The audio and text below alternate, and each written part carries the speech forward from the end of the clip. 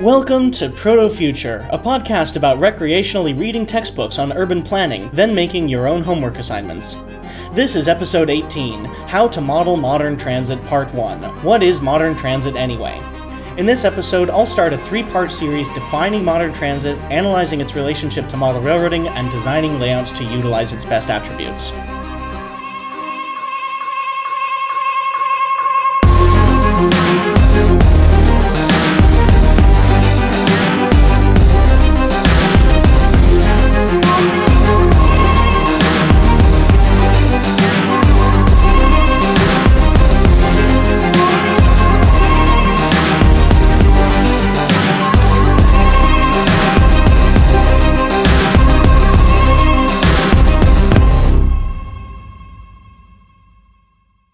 It has come to my attention over the past few years, I have presented largely from the perspective that everyone listening is already familiar with the basic tenets of urbanism. While I've explained snippets of modern transit and walkability here and there, it has occurred that it would behoove me to explain all of these concepts and implications in one place, then explicitly interpret how they pertain to this new form of proto-future modeling I advocate so endlessly for.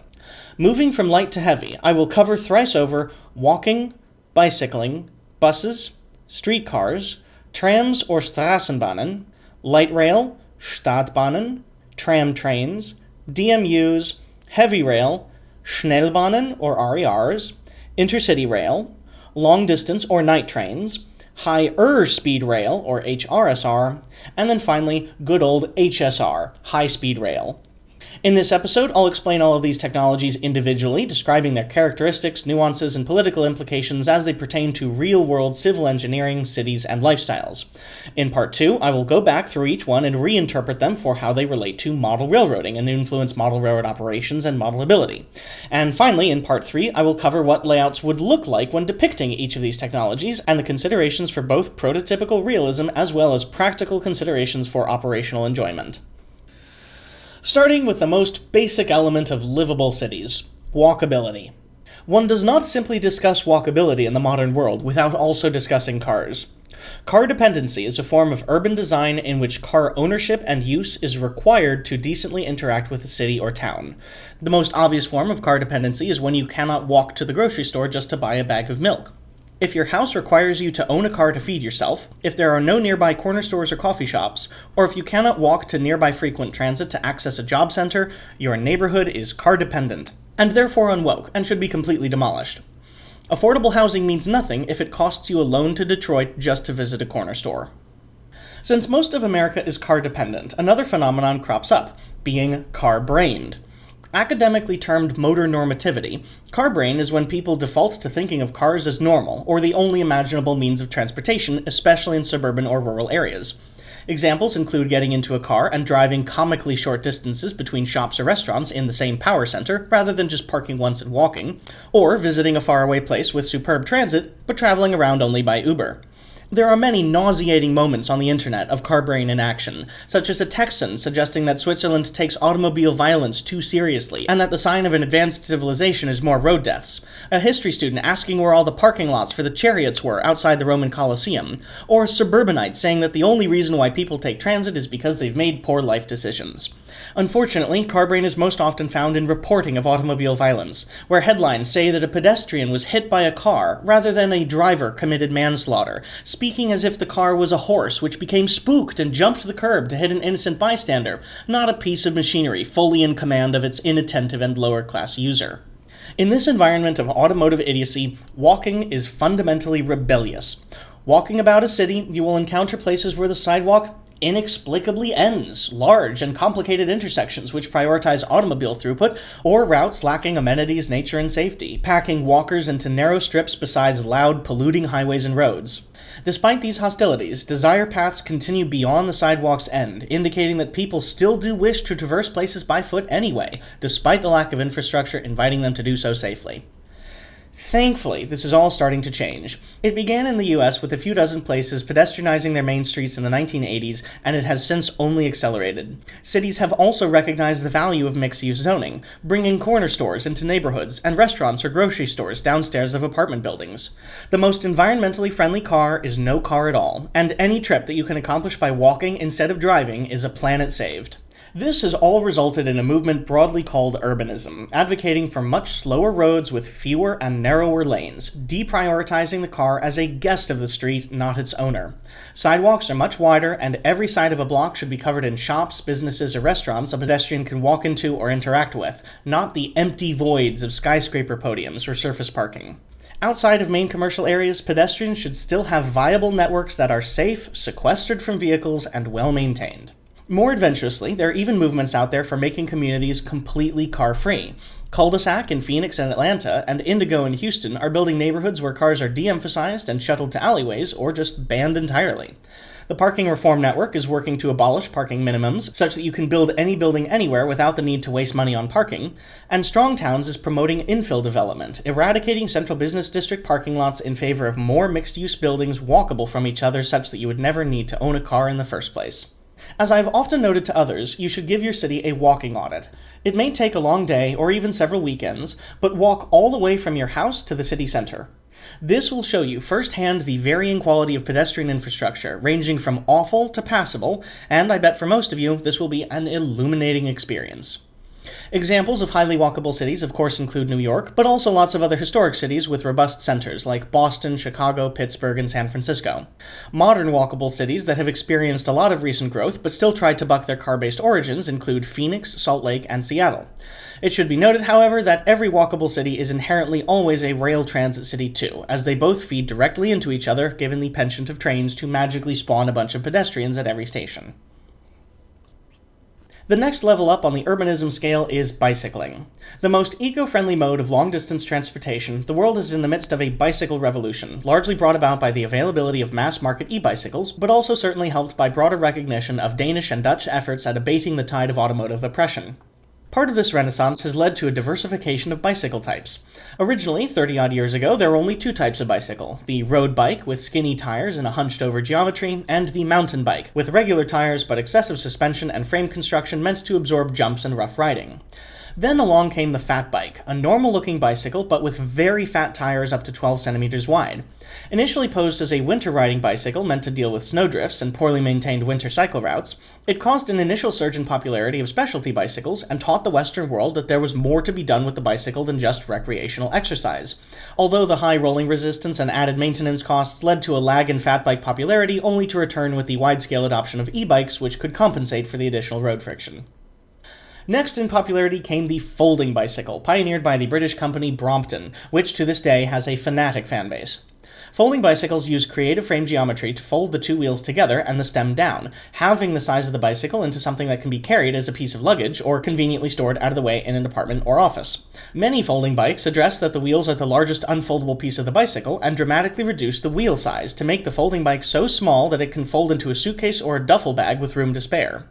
Folding bikes are a fantastic interim solution to the last mile problem, meaning the need to connect people the last mile between the transit stop and their actual destination. Instead of needing a super comprehensive bus network with both frequency and coverage, people can just bicycle to the train station, fold up the bike, take it with them as they ride to another station, unfold the bike, and be on their way, in little more than 15 extra minutes spent connecting the dots. Finally, cargo bicycles are the latest and, in my opinion, greatest fad. While the bakfiets has been native to the Netherlands since forever, only recently, again with the rise of e-bikes, has it broken into the rest of the Western world. Cargo bikes have two main forms: long tail, where the cargo goes behind the rider and on either side of the rear wheel in extra-large panniers, and the box bike, or bakfiets, where cargo goes in a large barrow in front of the rider but behind the front wheel.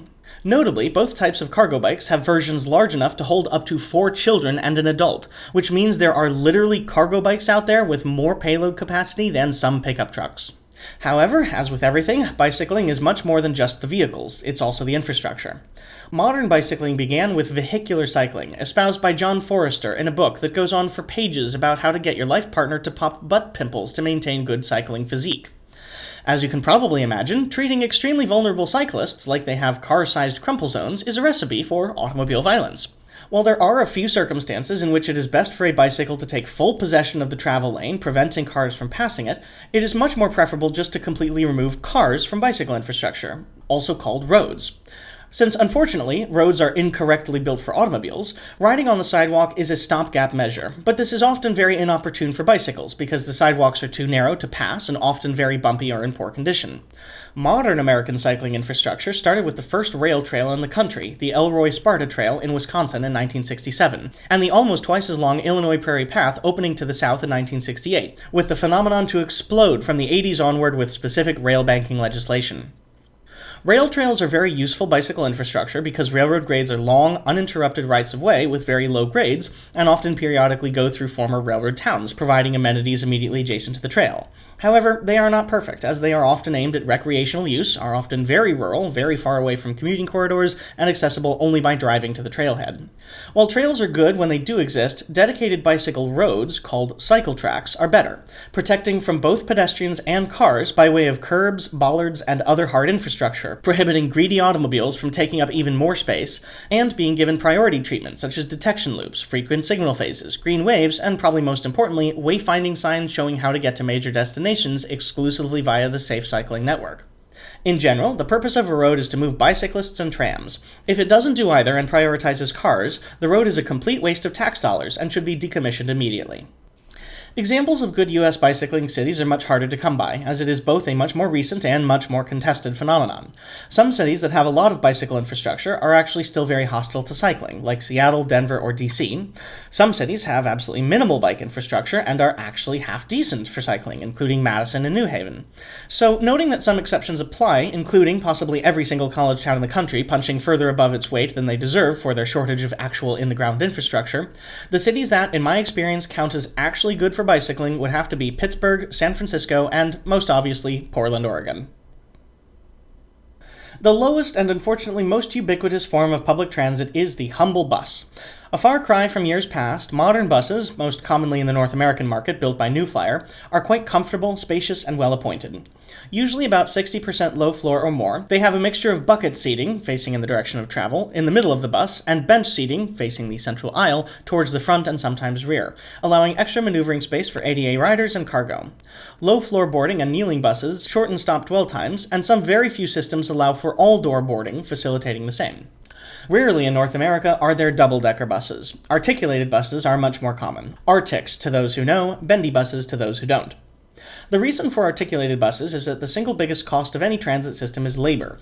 Rather than run twice as many buses, it unfortunately makes more financial sense to run exactly as many buses, no more frequently, but that are twice as long and can carry almost twice as many people.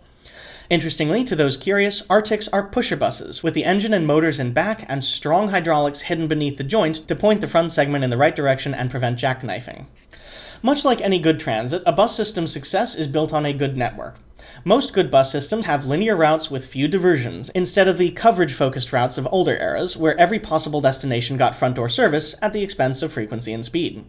Many transit systems now have park-and-rides and transit centers spread around the city, offering both fairly easy transfers from one route to the next, light amenities like restrooms, but most commonly peak-hour, peak-direction express buses from park-and-rides to downtowns or other major destinations.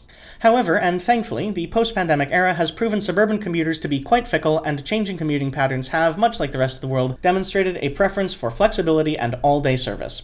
As such, most transit agencies have been reworking their route maps in favor of networks prioritizing 15-minute, all-day, all-city frequencies, usually lasting long into the night or entirely overnight, just with a slight reduction of headways. This allows anybody taking the bus to show up to most bus stops on the routes without even needing to consult a schedule and grab a decently convenient, decently fast bus. Personally, I'm somewhat of an extremist in the perspective that all bus routes should be exclusively temporary. Excluding specific situations like extreme hills and genuinely impoverished municipalities, though in which situations the bus should still be made permanent with trolley buses and overhead wires, if a particular route does not have the ridership to warrant an investment in permanent, eco-friendly, cheaper-to-operate and higher-capacity trams or trains, then the route should have its resources redeployed elsewhere or the area be rezoned more densely to warrant such demand. Unfortunately, this is not a widely held opinion, but it does have one major use case for rail transit.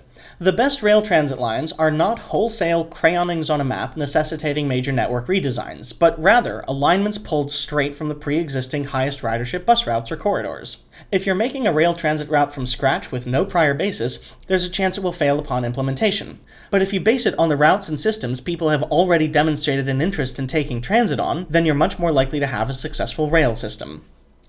Cities known for their bus systems are generally not known as good cities overall, more ones that have made a semi-passable lemon juice over a pile of state-issued lemon compost, but nonetheless, the most standout bus systems I've ever ridden are, oddly and surprisingly enough, in Seattle and Houston.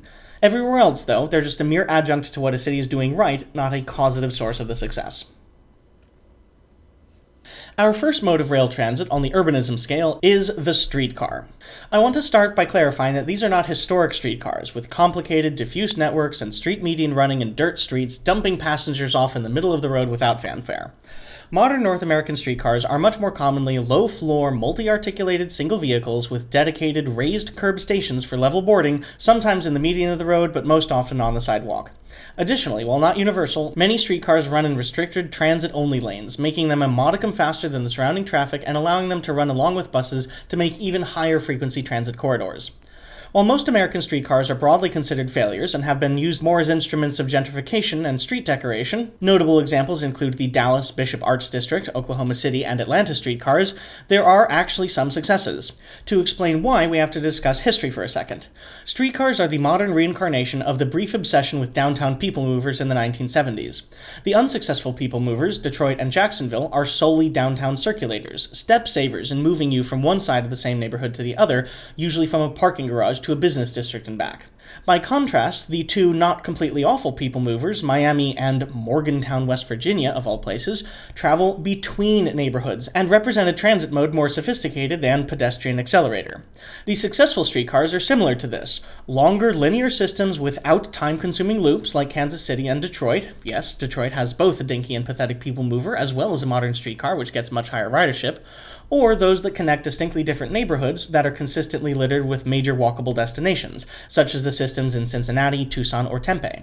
However, excluding the standout and archetypal system, Portland, Oregon, nearly every modern streetcar system is under 10 kilometers long and therefore of limited impact on their city's broader transportational infrastructure. Legacy streetcars, like those in Toronto, Philly, or Boston, are exceedingly rare, infrastructurally outdated, and well beyond the scope of my purview. To what extent they do exist, they should be completely rebuilt to modern standards. The best streetcars I've ever encountered connect multiple neighborhoods to other robust regional rail transit systems as a last-mile connector. Portland is known for having the largest and first modern streetcar network in North America, showing why this transit mode took off to begin with. Kansas City and Cincinnati properly and swiftly connect different neighborhoods, and Milwaukee and Seattle are just teetering on the edge of usefulness, which could easily be achieved with a few smart expansions. The next level up in transit is the first of three S-Bahns I'll be discussing. Since they all stem from German abbreviations, they're often incorrectly conflated with each other. A quick language lesson: Bahn means train, or more accurately, way, as in freeway. Street in German is Straße, with the hard S, the squiggly B or beta looking letter. Stadt means city, und schnell bedeutet fast. Thus, Straßenbahn means street train, Stadtbahnen are city trains, and schnellbahnen are fast trains, or more appropriately, rapid transit. In practice, the phrase S-Bahn mostly refers to Schnellbahn, but confusingly, both Straßenbahn and especially Stadtbahn are occasionally abbreviated to S-Bahn as well. Straßenbahnen are trams, somewhat akin to our streetcars. Stadtbahnen are very similar to American light rail, just better in basically every way, and Schnellbahnen sit at the intersection between the highest capacity and fastest local transit and the slowest and shortest mainline intercity trains, basically regional rail. Starting here with Straßenbahnen, or trams, while the distinction here between trams and streetcars is auspiciously vague, simply looking at streetcars in Europe reveals some very notable differences in practice. For one, many European trams are much larger and hyper-articulated, with some trams having as many as 9 sections and others being almost 60 meters long. Another is that they're usually extremely large networks, with many often quite long lines frequently having exclusive lanes or even long stretches of reserved rights-of-way, sometimes in the form of green tram tracks, adding a spot of nature to the urbanity. Probably the best way to distinguish the two is that trams form a heavier-duty core network of inner urban routes, such that you could live in a city and never need to take a bus or even a subway to get to most inner destinations, whereas a streetcar is a premier upleveling of one or two very local urban routes, which generally encourages you to make an intermodal transfer. A final good distinguishing feature is redundancy. With so many nearby and well-interconnected tram routes, meaning that maintenance does not need to completely abrogate a line, and that it can instead be rerouted temporarily along a sister route using existing tracks. Most unfortunately, there are no good examples of straßenbahnen in North America, but Toronto streetcars do come somewhat close. Abroad, I'd highly recommend looking at Vienna, Zurich, or Berlin as type species. The geographic neighbors of Basel and Freiburg am Breisgau offer side-by-side comparisons of the distinctions I'm alluding to, with Basel having a true tram system to Freiburg's being, while still a tram, much closer to a giant streetcar system. While there's sometimes confusion between light rail and streetcars, probably the worst offender being San Diego calling their light rail system a trolley, they are distinctly different technologies. Most notably, light rail vehicles, aka LRVs, have couplers hidden underneath their bumpers which allow them to multiple unit, or MU together, into longer trains controlled by the lead unit. Streetcars, by contrast, are standalone vehicles, and to the extent that they do have couplers, they lack MU cables and the couplers are for emergency towing only. Additionally, whereas streetcars are inner-urban and practically exclusively downtown systems, light rail, even if it has street running in downtown like a streetcar, is a regional form of transit, stitching together far-flung community neighborhoods and even suburbs around the region in a regrettably usually much more hub-and-spoke style network.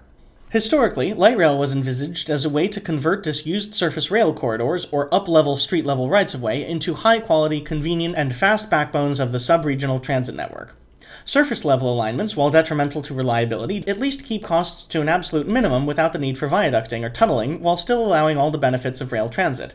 In practice, however, the North American cost snake has eaten most project budgets, and light rail transit, or LRT, is now increasingly a light rail technology being wedged into heavy rail applications, with growing numbers of underground stations, high kilometerage of viaducts, and increasingly long trains. Especially as they extend deeper into the suburbs and come with larger and more expensive infrastructure and higher average speeds, many modern light rail systems are creeping more in the direction of being called schnellbahnen or S-bahnen. Gripes aside, whereas streetcars have many stops every half dozen or so blocks, light rail usually only has 1 or 2 stations per neighborhood, usually as close to the center of activity of commerce as possible. Outside of downtown, it's sadly not uncommon to see large suburban park-and-rides and terrible land uses. I'm looking at you, Denver.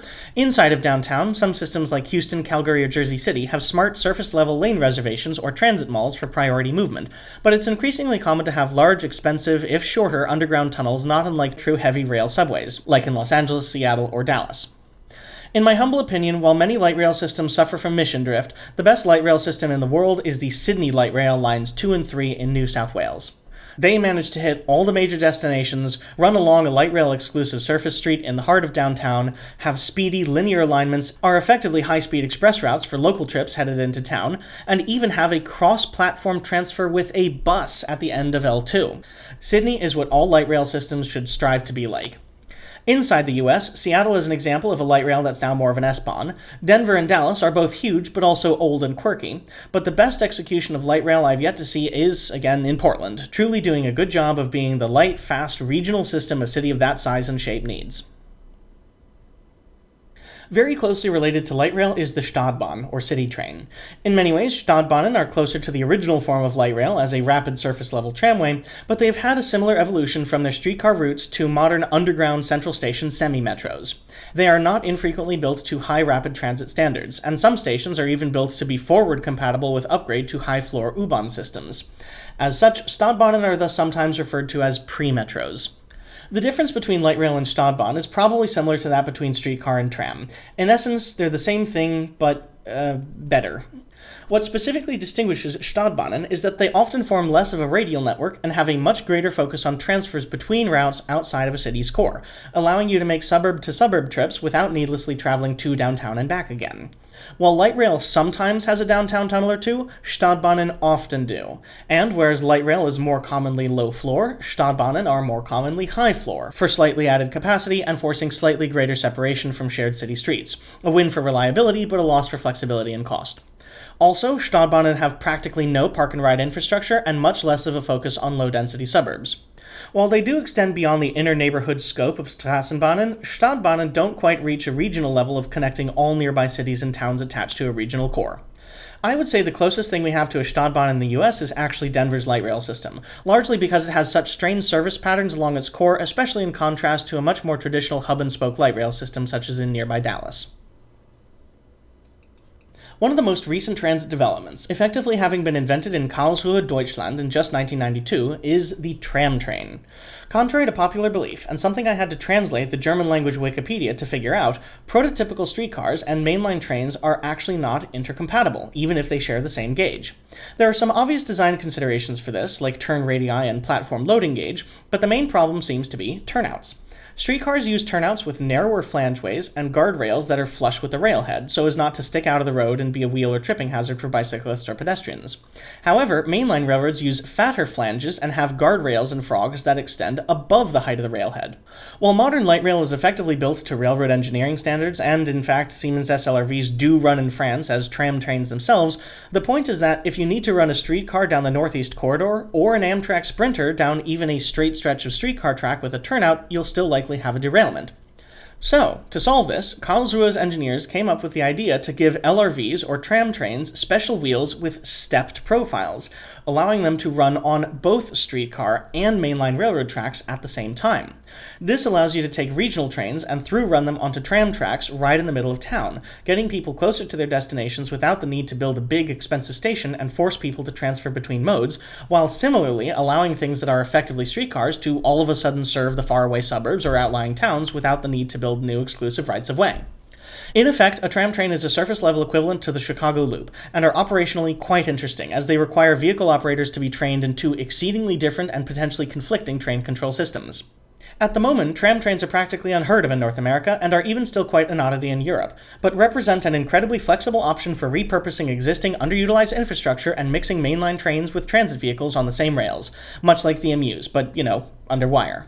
In this sense, some close facsimiles to tram trains are the few light rail systems that allow freight train switching on their line at night, such as in Salt Lake and I believe maybe Charlotte or Jersey City. Taking a step in the direction of regional rail, and in my opinion the most promising technology in North American contexts, is diesel multiple unit hybrid light rail, or DMUs for short. Because they don't need massive infrastructure overhauls in the form of catenary wire, they often evolve from pre-existing, underutilized freight switching lines. This allows practically any rail line in any urban, suburban, or micropolitan area to be converted into a high enough quality transit corridor for nary more than the cost of the vehicles and the platforms, similar in spirit to a tram train. DMUs are extremely common in Europe for use in intercity trains to small towns and moderately frequent commuter regional rails among suburbs, and also share tracks with freight trains.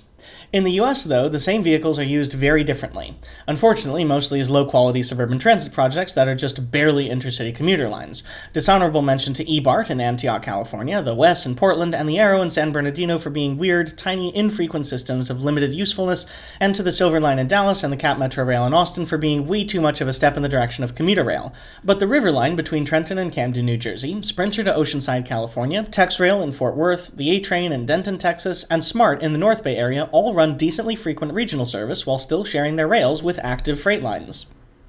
In part because of how tantalizingly cheap and easy it is to build DMU lines, I'd say that it shouldn't be used to make good projects less good but much more cheaply, but rather it lowers the barrier to entry to bring decently good rail transit to places which wouldn't justify heavier investments, but already have rails in the ground for a freight line that sees no trains 6.5 days a week. Furthermore, DMUs preserve rail access and are infrastructure light enough to still allow space for bicycle trails, removing the either-or tension found in modern mega-projects where only one group gets their way. Like I said in the prologue series, it is haunting to think how many urban freight switching lines are sitting there, underutilized, just begging to be turned into modern car-free transit. In my experience, the best DMUs are the River Line in Trenton for its expansive focus and intermodal connections with heavy and regional rails, Tex Rail in Fort Worth for its successful integration with many complicated mainline rail routes, long service hours, and intermodal connections to commuter rail, Sprinter in Oceanside for its TOD and strong integration with buses, and SMART in Santa Rosa, California for its unexpectedly superb vehicles, RIP, intermodality with bicycle trails, and, of all things, ferries, as well as its route replicating historic passenger trains that settled the area in dense small towns next to the train tracks, so kind of like pre-TOD, maybe pre-OD if I can coin a phrase. In contrast, not as much a modern technology, but still important to note, it is exceedingly rare in the Western world for a new heavy rail subway or U-Bahn to be built from scratch. The most recent new metro system in the US to open was in Los Angeles in 1993, and the second most recent was in Miami, a whopping half-century ago. Even if all heavy rail systems are regularly expanded and upgraded to modern standards, all such metropolitan areas large enough to warrant a heavy rail system probably already have one, and it's not overwhelmingly important to focus on this technology as broadly representative of the Western transit landscape's present and future.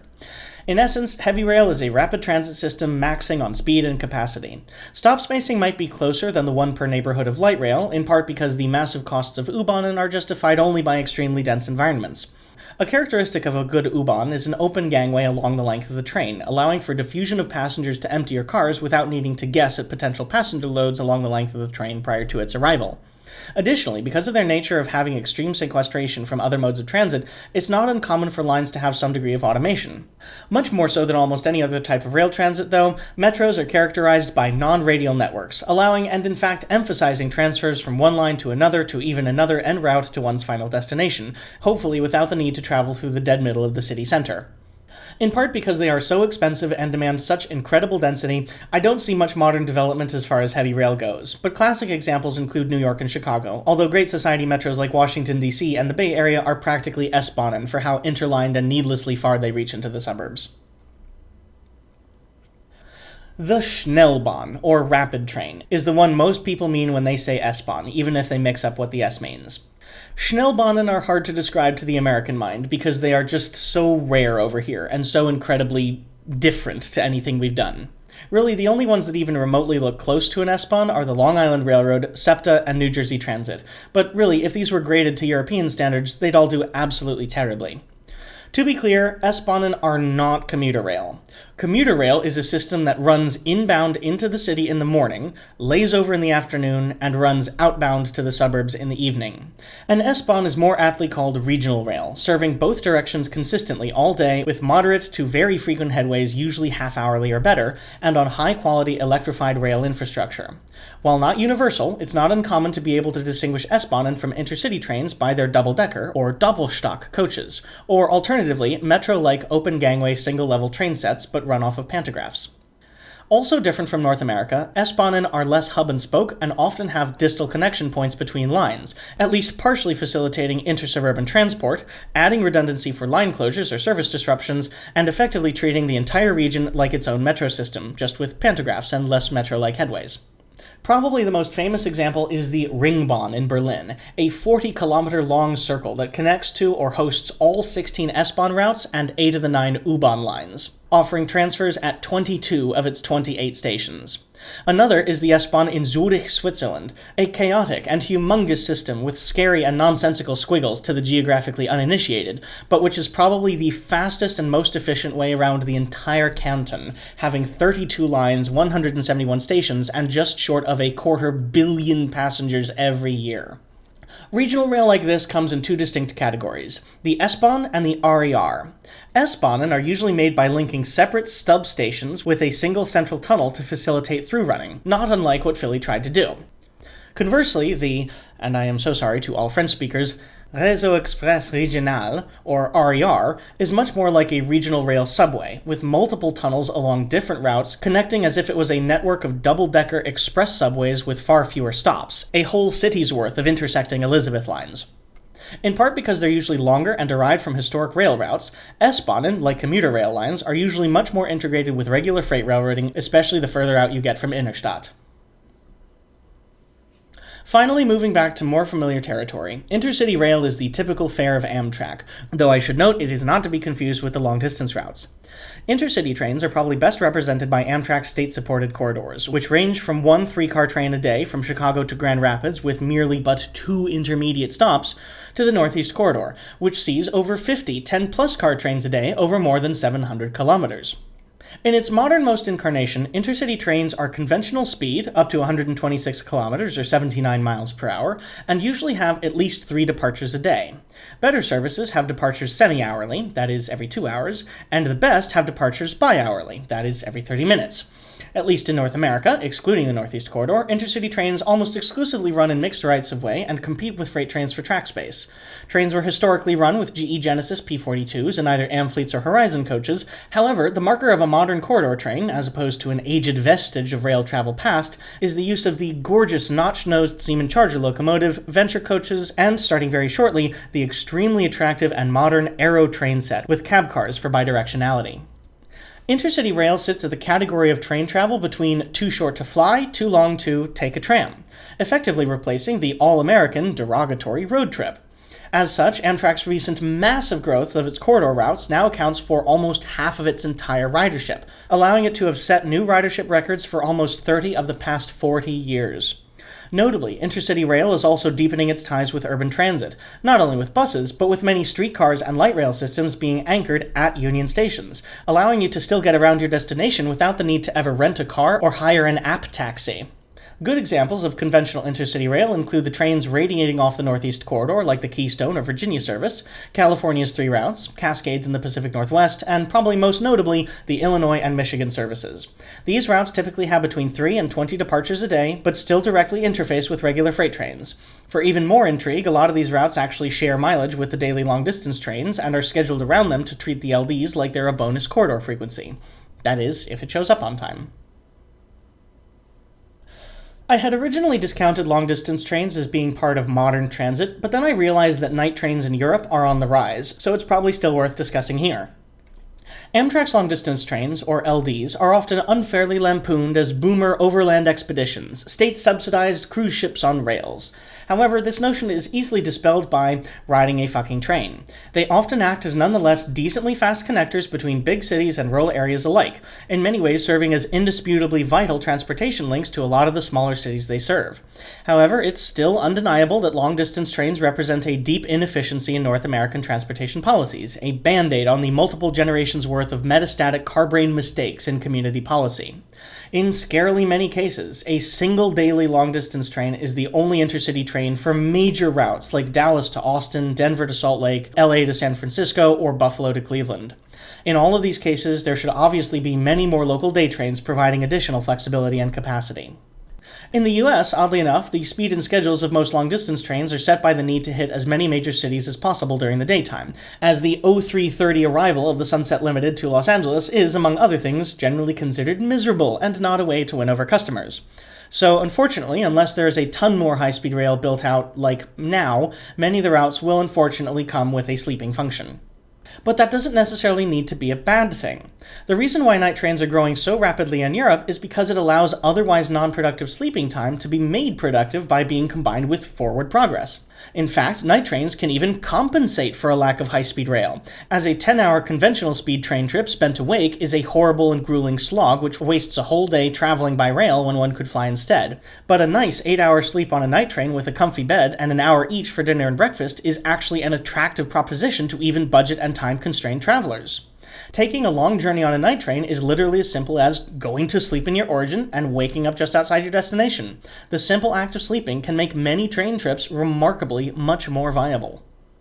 Unfortunately, however, due to the US's poor rail infrastructure funding, our night trains are even slower than they ought to be, often requiring 3 or more meals on board as opposed to the ideal 2, and frequent delays make the experience even more aggravating. By European standards, the only true night train the US has is a single overnight along the Northeast Corridor between Newport News and Boston that pauses overnight in Philly for 3 or 4 hours to give people more time to sleep. This train has even had a sleeping car on and off over the years, but its present configuration sadly lacks one. Actually, it's worth noting that all Amtrak long-distance trains have a mixture of sleeper cars for the people affluent enough to travel overnight, as well as coaches, not just for the people willing to tough it out in a seat, but also for all the people who take the long-distance train for only a fragment of its length, such as the daytime Flagstaff to Albuquerque segment of the otherwise twice-overnight Southwest Chief. Personally, I'm most interested in the pod trains being trialed in various forms by Norway and Austria, as they seem to be a promising middle ground between the privacy of a sleeper compartment and the affordability of coach. Additionally, it should be noted that, despite their flaws, long-distance trains are treated as first class. Sleeper class entitles you to the same lounges and privileges as first-class tickets on a Acela, and the LDs themselves are often given dispatching priority and express status, skipping smaller and suburban stations served by short-haul intercity day trains. Operationally, to me anyway, the logistics of multi-day long-distance trains are absolutely fascinating, as people often mistake the train's daily status to discredit the sheer amount of equipment needed. At any given moment, most long-distance Amtrak trains have 6 to 8 full train sets in service. For a 2-night, 3-day trip, you don't just have to have the train that's departing Chicago now, you also have to have the train that departed yesterday, and the one that departed the day before that, which is only now just getting to its destination. Then you have to have exactly as many trains, but going the opposite direction, bringing us up to 6. And finally, you have to clean and service the train set, which is much harder to do for sleeper compartments and train cars with onboard showers and multi-chef full-service kitchens, as well as build in buffer time for late arriving inbound trains as to not delay the next outbound. The combination of all of which takes at least a full 10 hours to turn the train around, so even though you might have a long-distance train set sitting on the tracks at Chicago Union Station that just arrived this morning, you probably have to have at least a 7th train set sitting by in the yard for this afternoon's departure. Furthermore, accounting for all the people who get on and off midway through the route to have their same seat filled by another passenger a few stops later, each individual train set can easily see 1,000 passengers or more across its entire journey. Again, despite their old-fashioned reputation, the logistics of long-distance trains is mind-boggling, and the viability of night trains in general to turn non-HSR-like train travel into something of equivalent usefulness is just entrancing. The next step up in rail investment is higher speed rail, or HRSR. This is not a revolutionary departure from intercity rail, but has a higher top speed of up to 192 km per hour or 125 miles per hour.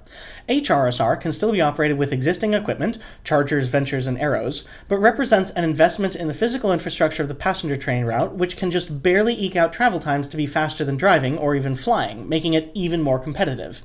In many cases, especially at the moment, true high-speed rail is not just egregiously expensive and far off, but may actually not function without decent intermodal connections for the last few dozen miles of service.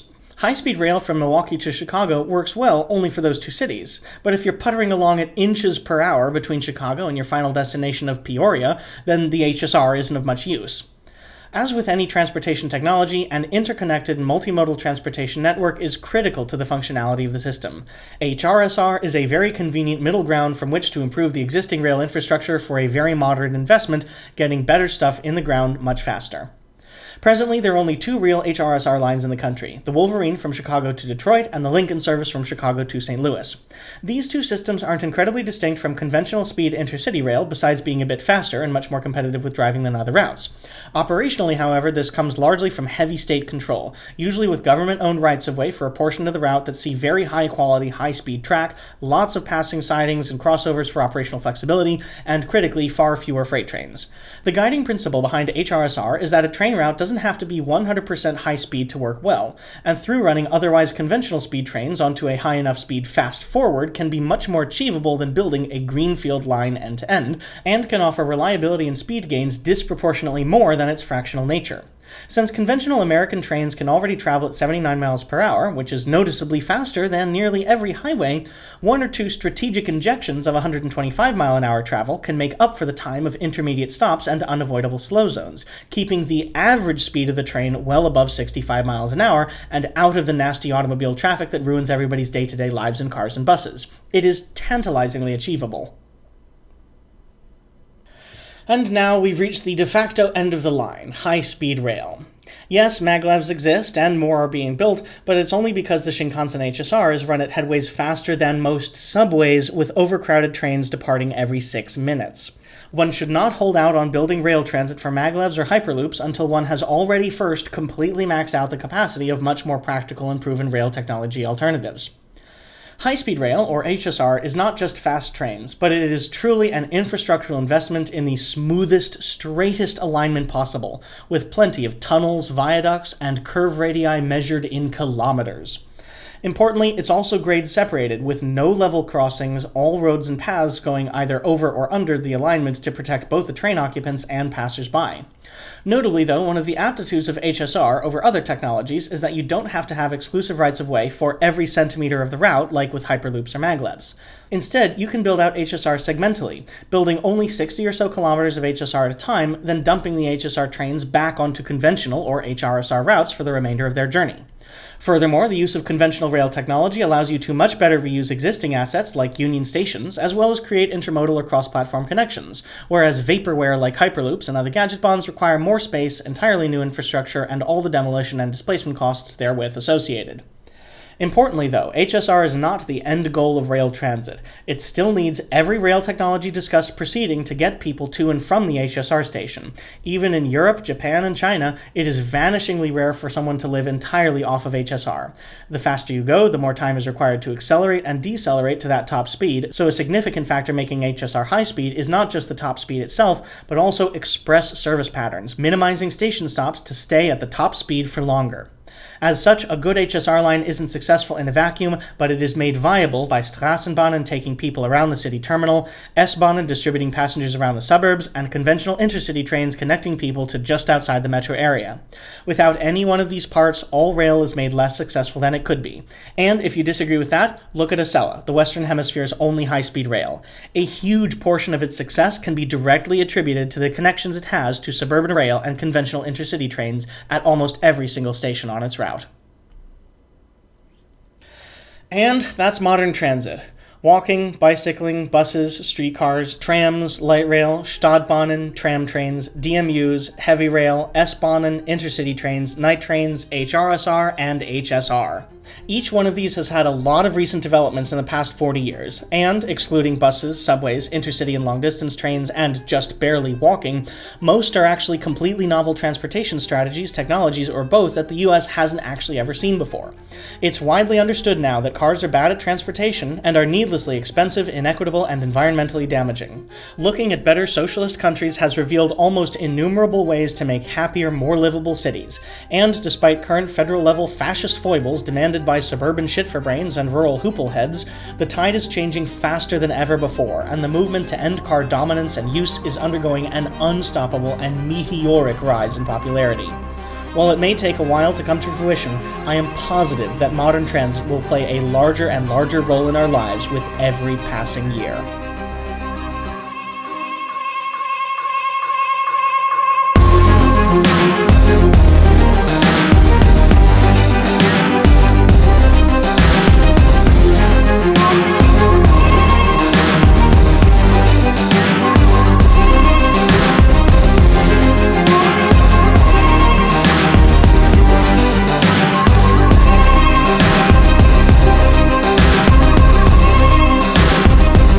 This has been episode 18 of the Proto-Future podcast, How to Model Modern Transit Part 1, What is Modern Transit Anyway? The theme music is Spark of Life by Benjamin Lazarus through Tribe of Noise. I would like to thank my extremely generous and patient patrons Pedro Reyes, Ron Kleiss, Bill Ford, Linda Eskin, Roger Coleman, Billy Brown, Joshua Hoffman, and Tracy Boyd. If you would like to know more, you can visit the website at www.bgtmrring.org. That's Bravo Golf Tango, Michael Romeo Romeo, Indigo November Golf, Oscar Romeo Golf, to listen to the trailer, manifesto, and prologue series, watch the Modern Modeling Clinic anthology, or read the free-to-access Patreon production blog. And please consider donating as little as $1 an episode to help defer hosting, equipment, and travel costs and support what I do. This content is CAN-credentialed. You can report instances of harassment, abuse, or other harm on their hotline at 617-249-4255 or on their website at creatoraccountabilitynetwork.org. To the best of my knowledge, this podcast is entirely free of content generated or modified by AI and may not be used for algorithmic training. This podcast was written, recorded, and produced on the ancestral lands of the people of Mexico. I would like to thank them for their kindness in accepting me as a refugee from a fascist regime. Thank you very much for listening. Keep riding trains, keep punching Nazis, and keep building a better future.